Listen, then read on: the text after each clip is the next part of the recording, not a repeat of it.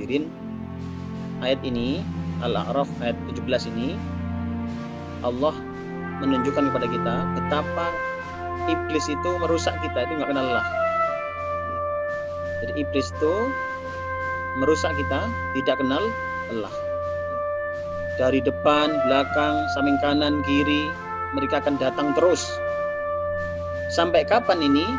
Sampai kita tidak lagi bersyukur kepada Allah Ta'ala. Apa sih sebab-sebabnya yang menjadikan setan bisa masuk? Ya, jin bisa masuk dan golong-golongannya ini, pengikut-pengikutnya itu bisa masuk. Maka kita jauhi sebab-sebab masuknya. Jadi kalau ingin terhindar, maka jauhi sebab masuknya. Kemudian kedua adalah hadirin, ittiba wa khutwati syaitan, yakni mengikuti langkah-langkah setan. Mengikuti langkah-langkah setan. Kalau kita ini ingin terhindar dari gangguan jin, maka jangan nunggu-nunggu dosa.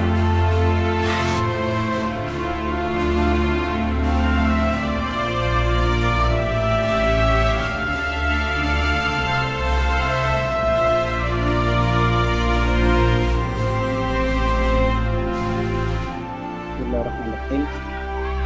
Assalamualaikum warahmatullahi wabarakatuh. Bismillah, alhamdulillah, wassalatu wassalamu ala rasulillah wa ala alihi wa ashabihi man walah, wa la hawla wa la quwwata illa billah, amma ba'du. Qala rabbi syrah li sadri wa yassir li amri wahlul 'uqdatam min lisani yafqahu qawli, amin ya mujibas sa'irin, amma ba'd. Alhamdulillah rabbil alamin. Hadirin Bapak Ibu jamaah rahimakumullah, berbahagia hari ini kita bisa berkumpul kembali dalam forum kajian kita, kajian online An-Nur, yang insyaallah semuanya dalam keadaan sehat walafiat zahir dan batin.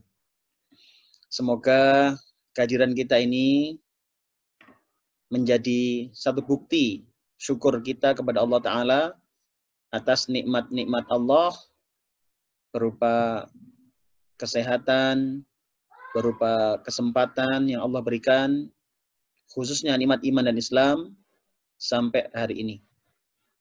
Dan kita berharap semoga dengan syukur ini Allah akan menambah nikmat-nikmatnya untuk kita semuanya, diberikan kebahagiaan, kebaikan, kemudahan urusan, baik dunia maupun sampai akhirat. Amin ya rabbal alamin.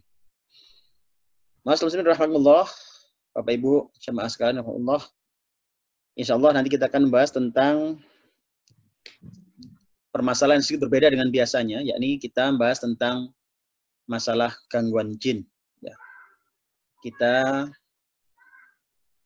berharap materi ini nanti akan bermanfaat untuk kita, sebagaimana kita juga berharap jauh dari gangguan-gangguan setan, ya, jin-jin kafir ini yang akan menjerumuskan kita dalam kehidupan kita di dunia maupun nanti kelak di akhirat. Oleh karenanya, bagaimana kita bisa menghindarkan diri dari gangguan ini, insya Allah kita akan bahas nanti bersama-sama insya Allah. Namun sebelumnya, mari kita ikuti tilawah Al-Quran yang akan disampaikan oleh Ukhti Mbak Hikmah. Silakan Mbak Hikmah, bacakan surat Al-Insyirah beserta dengan terjemahannya. Silakan.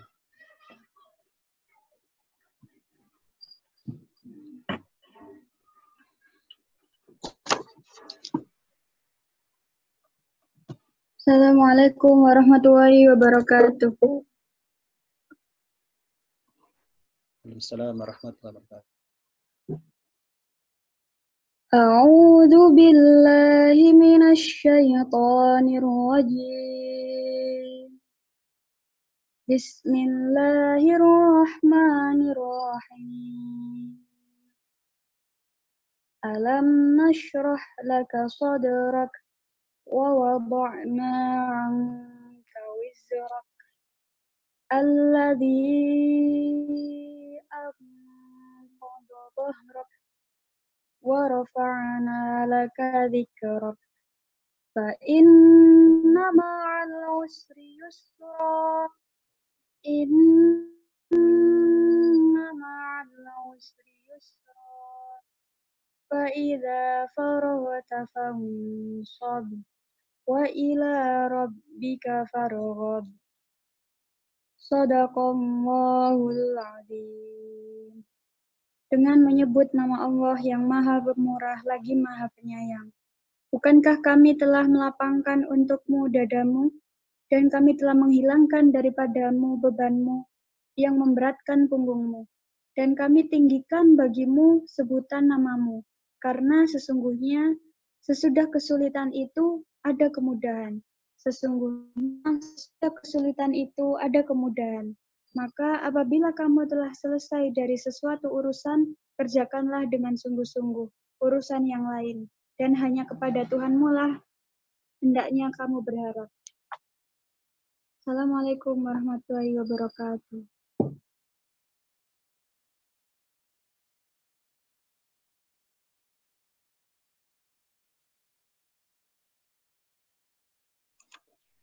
Sadaqallahul adzim wa sadaqa rasulun nabiyil karim wa nahnu ala dzalika minasyahidin. Bismillahirrahmanirrahim. Semoga ayat tadi menginspirasi kita, menenangkan batin kita bahwa sesungguhnya di balik segala kesulitan pasti Allah akan memberikan kemudahan. Di balik segala ujian pasti Allah akan memberikan jalan keluar yang indah pada saatnya nanti. Hadirin rahimakumullah, kita ambil adalah menjaga diri dari gangguan jin. Jadi kalau sebelumnya kita pernah membahas tentang bagaimana agar rumah kita dihadiri oleh para malaikat, ya, tidak sampai dijauhi oleh malaikat. Kita sudah pernah membahas itu. Hari ini kita membahas tentang bagaimana menjaga diri dengan jin. Atau dalam kitab aslinya, ini saya ambilkan dari kitab terbitan dari Mekah Mukarramah, yaitu tentang ar-ruqyah asy-syar'iyyah minal Qur'ani was sunnatin nabawiyah. Ya. Ini merupakan risalah kecil yang oleh-oleh ketika Allah memudahkan, Allah mentakdirkan kami berhaji pada beberapa waktu lalu. Ini oleh-oleh untuk panjang semuanya. Semoga ini bermanfaat, ya, untuk kita semuanya. Hadirin rahimakumullah. Satu bab di antara dalam kitab ini adalah kaifiyatut tahsin minasyaitani wal jin. Bagaimana menjaga diri dari setan dan jin, ya. Jadi gangguan setan itu adalah jin kafir, ya. Walaupun para ulama juga menjelaskan setan itu adalah sifat, ya. Artinya manusia ketika menjadi pengikut iblis juga menjadi setan juga, ya. Setan dalam bentuk apa? Manusia, ya. Makanya dalam surat An-Nas kita kan mengenal alladzi yuwaswisu fi sudurin nas minal jinnati wan nas. Yakni yang membisikkan rasa was-was dalam hati manusia dari golongan jin dan manusia, ya. Jadi yang bikin hati kita gundah gulana, yang bikin hati kita bisa, istilah kita morat-marit, ya, itu adalah bisikan-bisikan ini, ya. Yakni minal jinnati wan nas, dari golongan jin dan manusia, ya. Jadi ini merupakan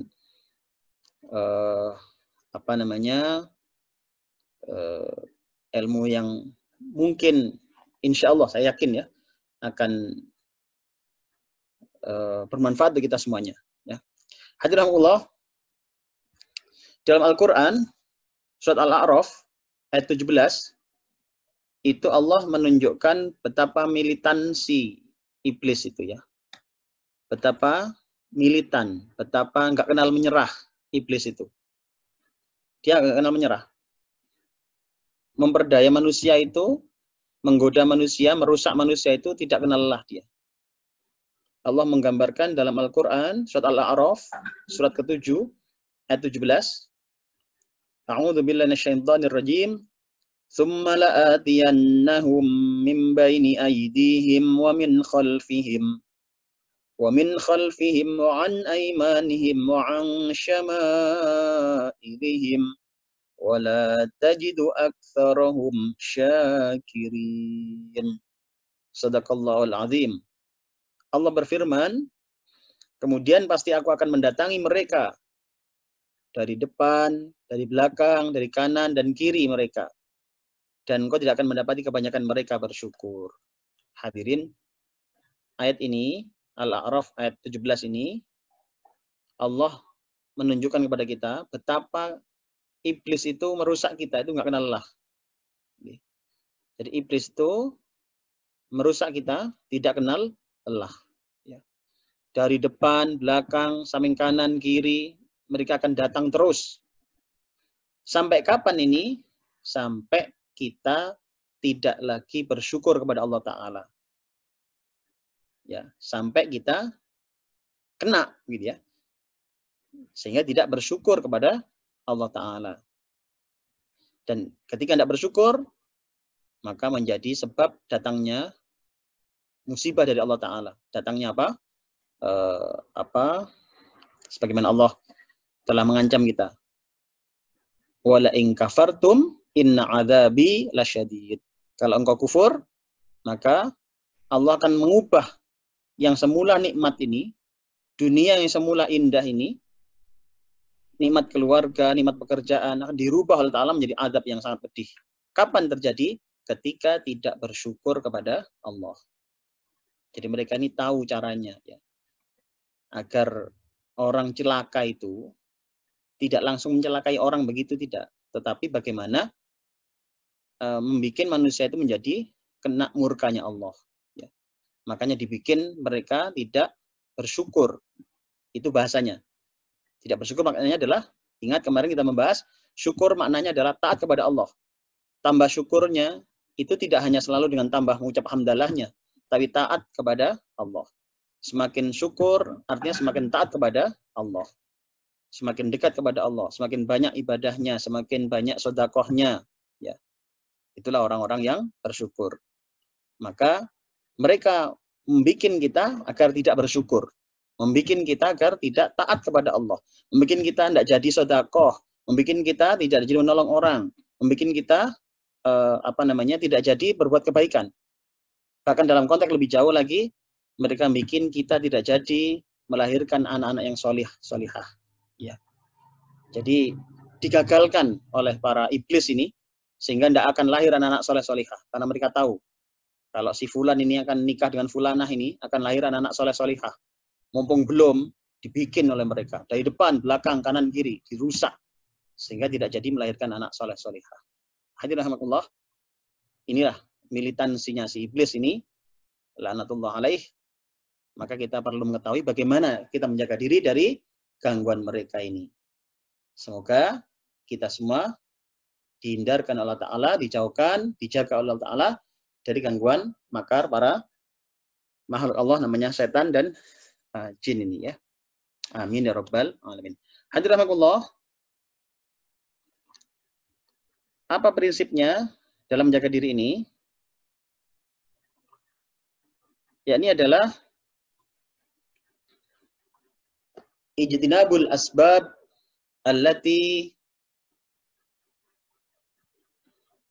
tujallabu syaitan wal jin wallati minha. Yakni menjauhi sebab-sebab masuknya atau sebab-sebab yang menjadikan masuknya jin, setan dan jin, dan wallati minha, dan yang berasal dari mereka, artinya golongannya, ya, pengikut-pengikutnya. Ya. Jadi ini adalah tips utamanya. Ya, nanti seperti apa akan kita jelaskan lagi. Jadi adalah menjauhi sebab-sebab yang menjadi masuknya setan dan jin dan golongan-golongannya. Ya. Bagaimana agar mereka tidak masuk dalam diri kita? Ya, na'udzubillah min dzalik. Bagaimana mereka tidak masuk dalam rumah-rumah kita? Bagaimana mereka tidak masuk dalam pekerjaan kita? Ya. Maka inilah yang perlu kita lakukan nanti agar mereka tidak masuk. Maka kita perlu kita kenali nanti apa sih sebab-sebabnya yang menjadikan setan bisa masuk, ya, jin bisa masuk, dan golong-golongannya ini, pengikut-pengikutnya itu bisa masuk. Ya. Maka kita jauhi sebab-sebab masuknya. Ya. Jadi kalau ingin terhindar, maka jauhi sebab masuknya. Ya. Hadirin rahimakumullah. Yang pertama adalah dukhulul qalb wat tamathil was-surah zawati dhilli al-manzil.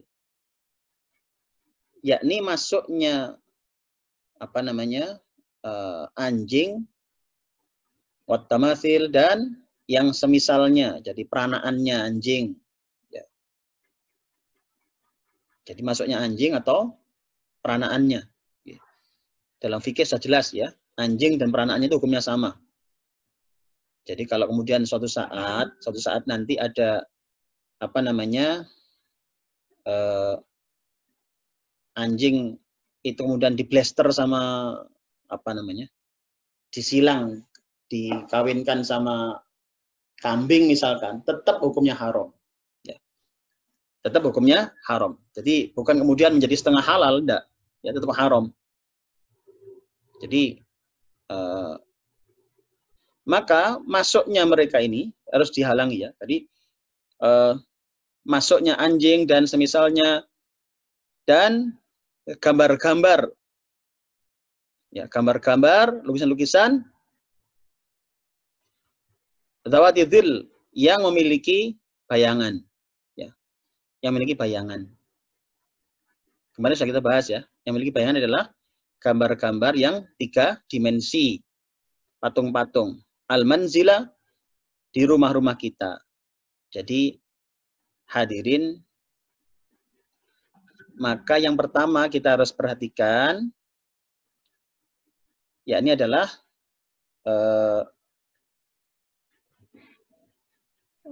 agar jangan sampai ada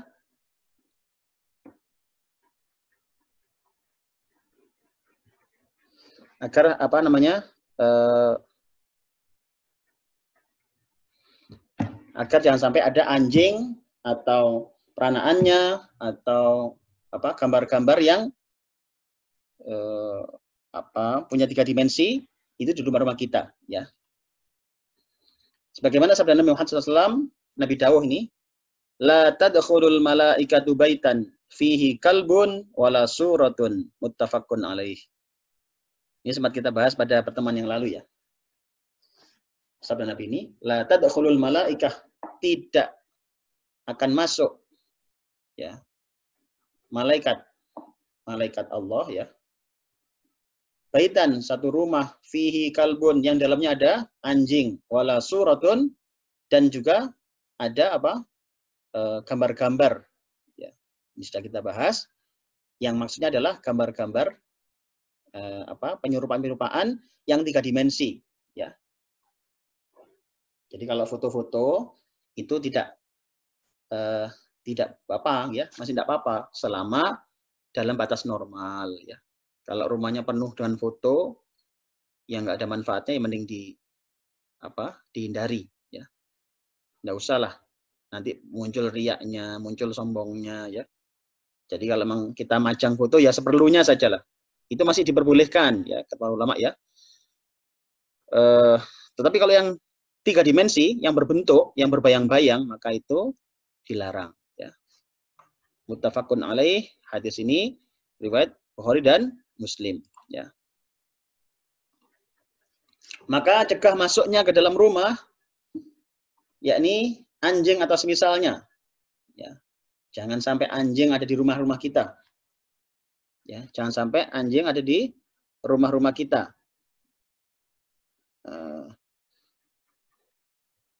Jadi kenapa? Karena itu akan menjadikan setan bisa masuk ke situ.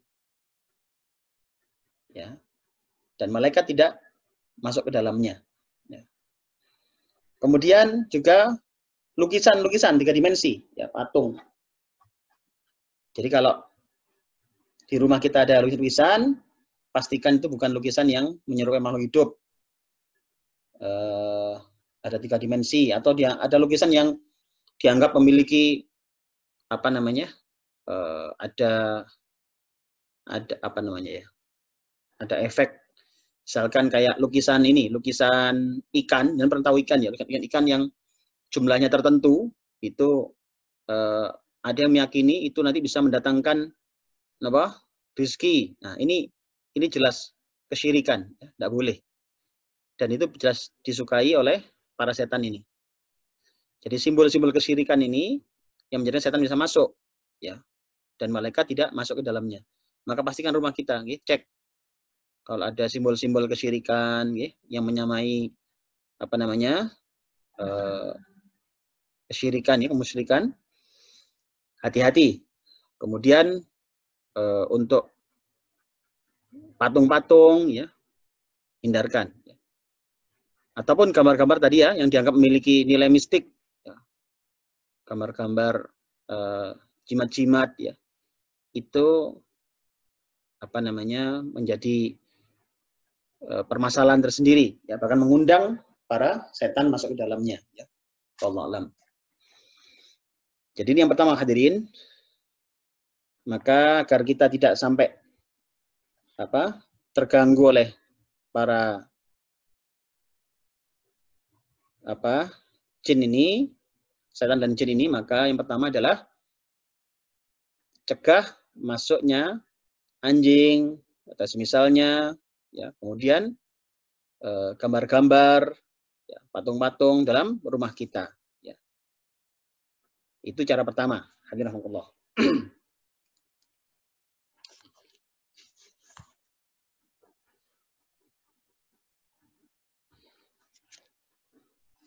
Alhamdulillah dalam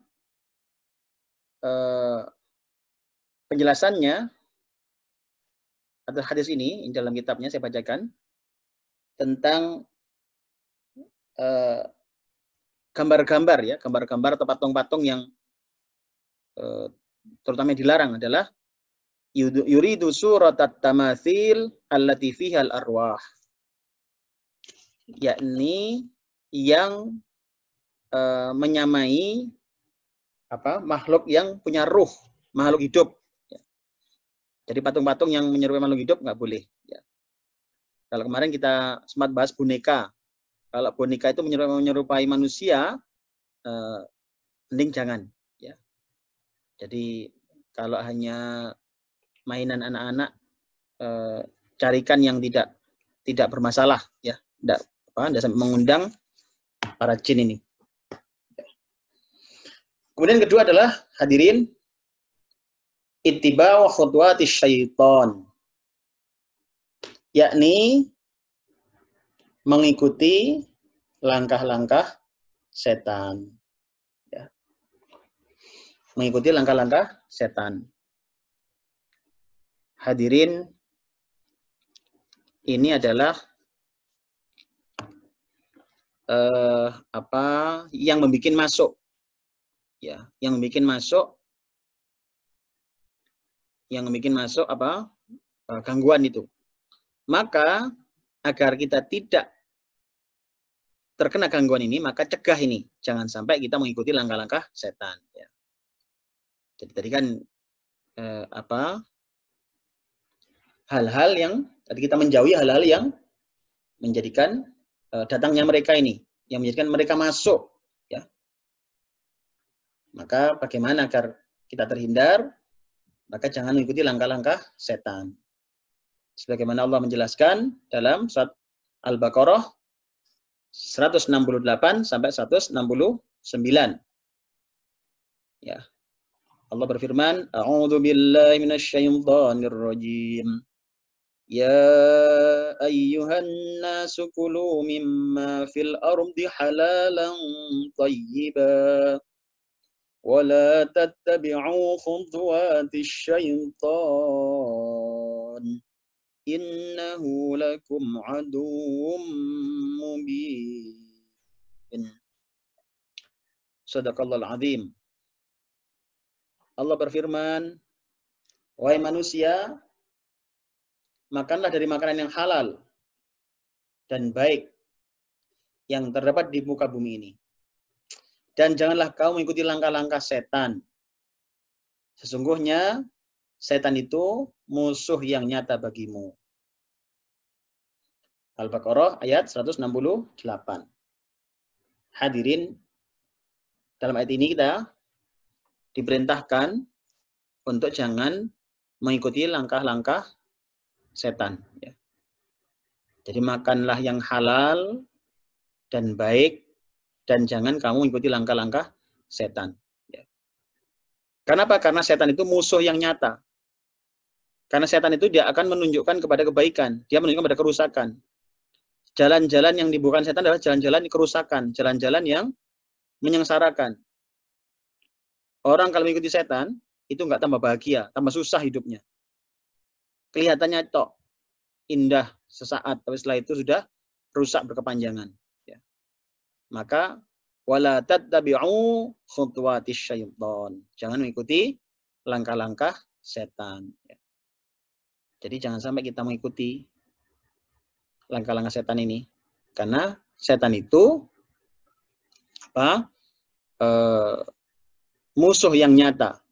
Lakum aduwwum mubin. Jadi sebenarnya mereka itu ingin kita agar masuk ke neraka. Ya. Jadi Allah menjelaskan kalau A'udzu billahi minasyaitonir rajim. Allahu waliyyul ladzina amanu yukhrijuhum minadh dhulumati ilan nur. وَالَّذِينَ كَفَرُوا أَوْلِيَاؤُهُمُ الطَّاغُوتُ يُخْرِجُونَهُم مِّنَ النُّورِ إِلَى الظُّلُمَاتِ أُولَئِكَ أَصْحَابُ النَّارِ هُمْ فِيهَا خَالِدُونَ. Shadaqallahul azim. Allah berfirman, Allahu waliyyul ladzina amanu. Ya, itu surat Al-Baqarah ayat 257 ya. Bisa dibuka. Jadi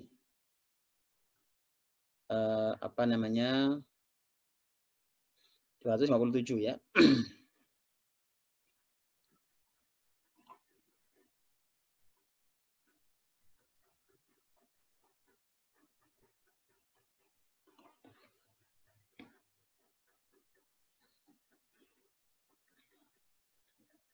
Jadi itu adalah Allah menunjukkan kepada kita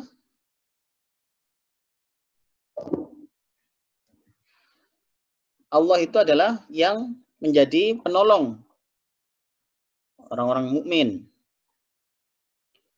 Yukhrijuhum minadh-dhulumati ilan nur, yang mengeluarkan mereka orang-orang mukmin ini dari kegelapan menuju pada cahaya. Walladzina kafaru, sedangkan orang-orang kafir itu auliya'uhumut taghut. Penolong mereka adalah at-taghut. Ya. Taghut itu adalah selain Allah. Jadi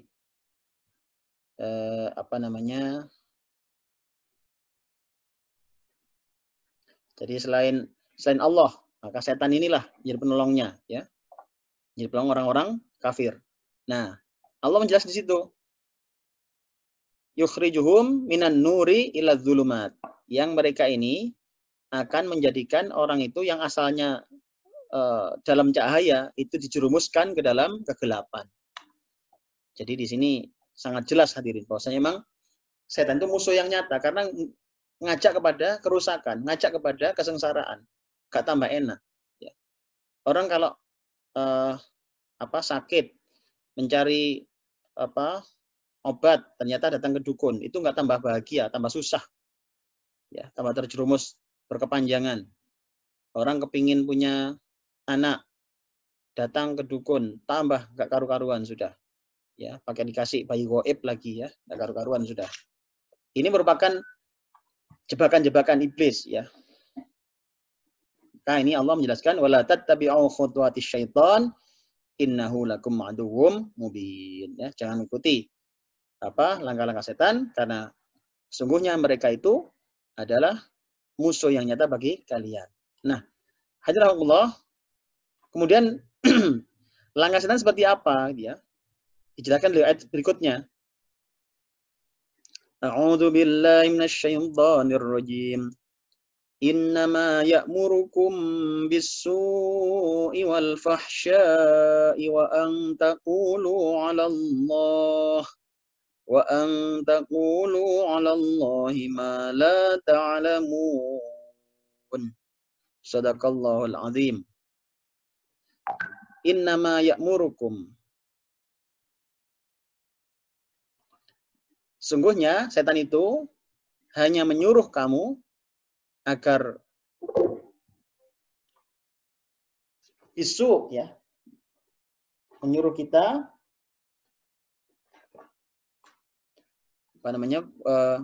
isu dengan agar berbuat jahat, ya, wal fahsya, dan perbuatan keji, ya. Jadi setan itu sesungguhnya menyuruh kalian untuk berbuat su dan fahsya, ya. Su itu buat jahat, perbuatan jahat. Fahsya itu berarti kotor, ya. Kalau perbuatan jahat itu ada yang disakiti, ya. Kalau fahsya itu bisa jadi nggak ada yang sakiti, tapi keji, ya, kotor. Orang zina itu fahsya, ya. Jadi mungkin tidak ada yang dirugikan, ya. Makanya kalau ukurannya itu, ukuran kebaikan adalah ukuran kejahatan adalah ukurannya adalah nggak ada atau tidaknya dirugikan, maka bisa keliru, ya.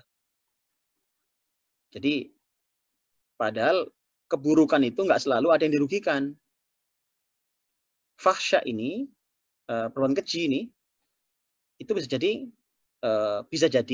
ya, ini bisa jadi, ya, itu sama-sama suka misalkan, tapi fahsya, ya, kotor, ya, dampaknya pasti ada belakang hari, ya.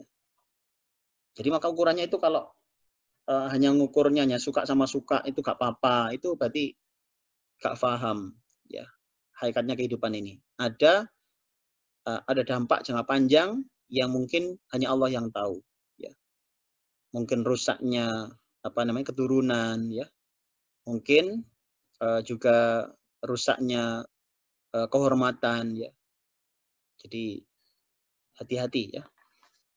Jadi setan itu begitu, ya'murukum bisu wal fahsya, menyuruh berbuat jahat dan keji. Wa antaqulu 'alallahi ma la ta'lamun, dan mengatakan apa yang tidak kamu ketahui tentang Allah. Ya. Jadi mengatakan sesuatu yang nggak diketahui tentang Allah, artinya ngarang-ngarang, ya. Menyebut Allah seperti ini, padahal nggak ada dalilnya, ya. Itu nggak boleh. Dan itulah sukanya setan, ya. Makanya kalau kita ini berbicara tentang Allah, itu ya harus dalilnya jelas, ya. Karena itu hal gaib, ya. Dan kita tidak boleh menganggap Allah, mengatakan tentang Allah sesuatu yang tidak ada sungguhnya pada diri Allah. Maka tidak boleh. Ini setan suka begitu, suka ngajak wa antaqulu 'alallahi ma la ta'lamun, ya. Jadi mengatakan apa yang tidak kamu ketahui tentang Allah. Contoh yang kapan hari kita bahas adalah suudzon kepada Allah, ya kan? Itu kan menganggap sesuatu yang nggak semestinya. Menganggap Allah punya anak, misalkan. Itu kan mengada-adakan kepada Allah.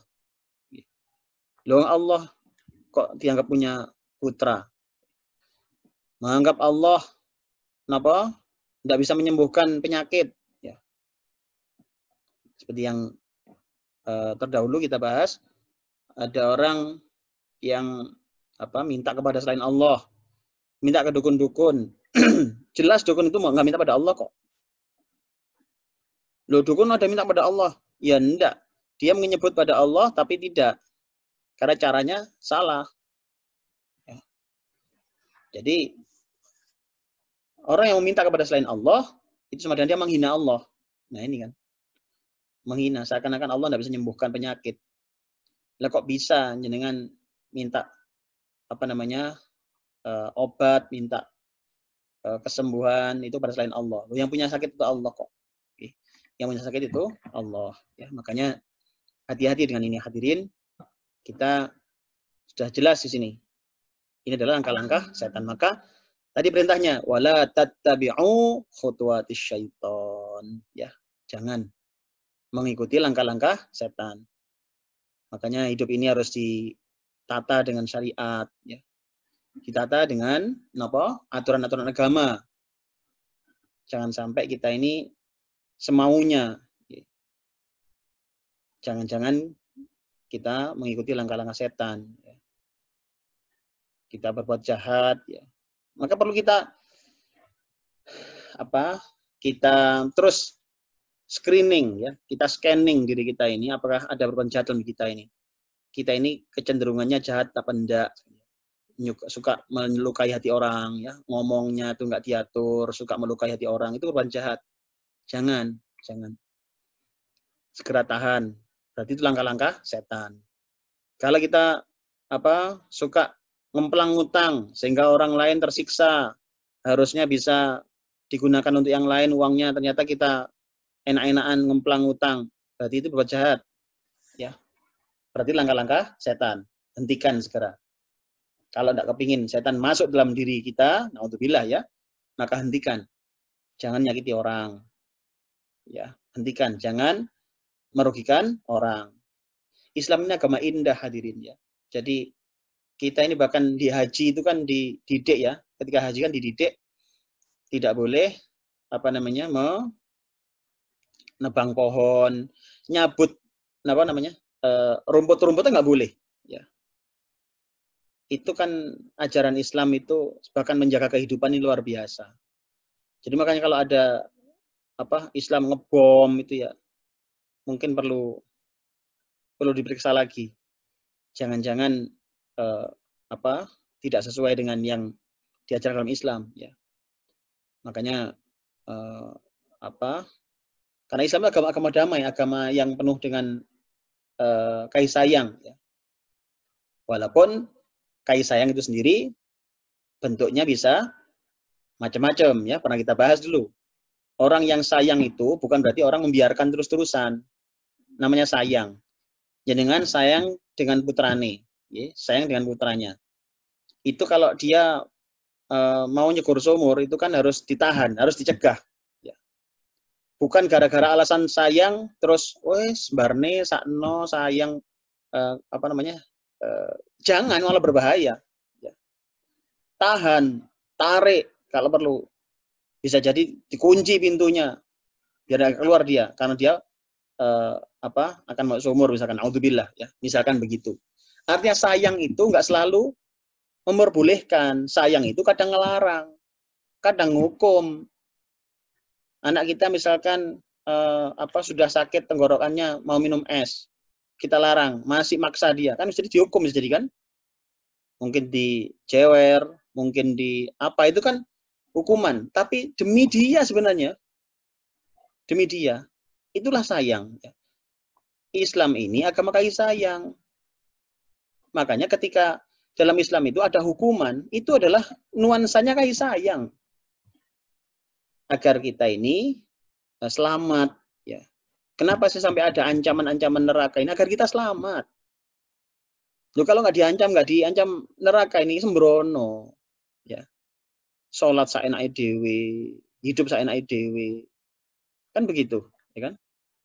Makanya diatur adanya hukuman-hukuman agar kita ini selamat. Jadi nuansanya kayak sayang begitu loh. Jadi harus hati-hati kita memahami ini ya, jangan sampai menganggap Allah itu tidak adil, Allah itu tidak sayang. Oh enggak, justru kita ini kadang-kadang nggak ngerti sayangnya Allah seperti apa. Kita nggak paham. Ya.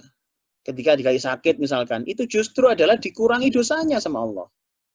Ketika kena musibah, justru dosanya berguguran sebagaimana daun-daun berguguran ketika musim kemarau. Begitu. Jadi dan inilah caranya iblis itu, mereka mengajak wa antaqulu 'alallahi ma la ta'lamun, agar kita suudzon pada Allah, ya. Kasuudzon. Ya. Jadi hadirin Allah, hati-hati ya di sini nih langkah-langkah setan, ya. Baik. Kemudian yang berikutnya,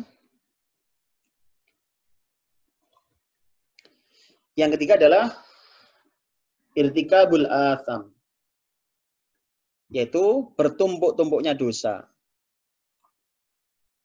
Ya, bertumpuknya dosa.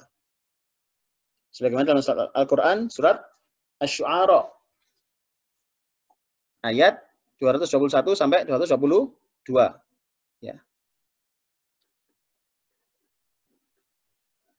A'udzu billahi minasy syaithanir rajim. Hal unabbi'ukum 'ala man tanazzalu syayatin? Tanazzalu 'ala kulli affakin athim. Shadaqallahul azim. Hal unabbi'ukum 'ala man tanazzalu syayatin? Tahukah kamu kepada siapa setan itu diturunkan? Artinya siapa sih yang jadi sasarannya setan itu? Dia itu akan menuju ke siapa? Allah sudah menunjukkan pada kita ini siapa yang menjadi sasaran setan itu, yang dia akan bisa masuk ke dalamnya. Ya. Itu adalah tanazzalu ala kulli affakin azim, yakni pada orang-orang yang affakin azim, yaitu orang yang menumpuk-numpuk dosa. Ya. Hadirin, hati-hati dengan ini. Ya. Menumpuk-numpuk dosa. Jadi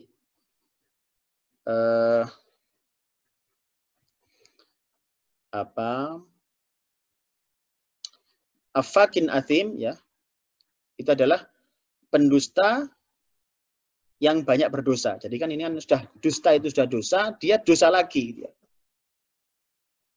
Jadi makanya numpuk-numpuk dosa itu. Ya. Jadi kalau kita ini ingin terhindar dari gangguan jin, maka jangan numpuk-numpuk dosa. Ya. Dan biasanya memang dosa itu didahului dengan bohong. Ya. Orang kalau bohong sekali saja, itu biasanya akan merantak berbohong untuk kesekian kalinya. Ya kan? Kenapa? Karena dia untuk menutupi kebohongan yang awal tadi. Dia akan bohong lagi, bohong lagi, bohong lagi. Untuk nutupi yang bohong pertama tadi. Ya. Makanya hati-hati, ini jebakan juga. Ya. Semakin dia sering bohong, setan semakin leluasa. Setan semakin masuk dalam dirinya, dalam keluarganya, dalam pekerjaannya, rumah tangganya. Ya. Makanya ini, kalau kita ingin terhindar, ayo jangan sampai numpuk dosa. Kalau memang kita ini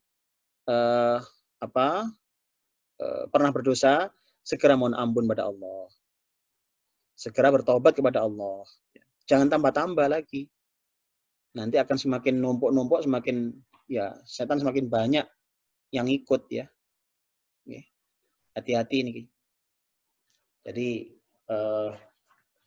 punya dosa kecil, segera istighfar. Dan memang kalau sholat itu, kita sholat 5 waktu itu kan mukaffiratul lima bainahun, ya, menjadi penghapus dosa-dosa yang ada di antara keduanya. Jadi kalau kita sholat maghrib, habis sholat maghrib kemudian ada dosa kecil maksudnya ya. Kalau dosa besar harus taubat. Dosa kecil, maka datang sholat isya, kita sholat isya itu lontur lagi dosanya. Nanti habis sholat isya ada dosa, ketemu sholat subuh lontur lagi dosanya. Ya. Bahkan kita dianjurkan sholat tahajud. Ya. Sehingga rentang waktu yang panjang ini antara isya sampai subuh itu enggak kosong sama sekali. Ada sholat tahajud. Kemudian habis subuh berdosa ada sholat duhur. Dan ada rentang yang panjang itu dianjurkan sholat sunnah duha. Jadi sholat-sholat itu menghapuskan dosa-dosa kita. Ya. Dosa kecil ya. Tapi kalau dosa besar harus bertaubat kepada Allah.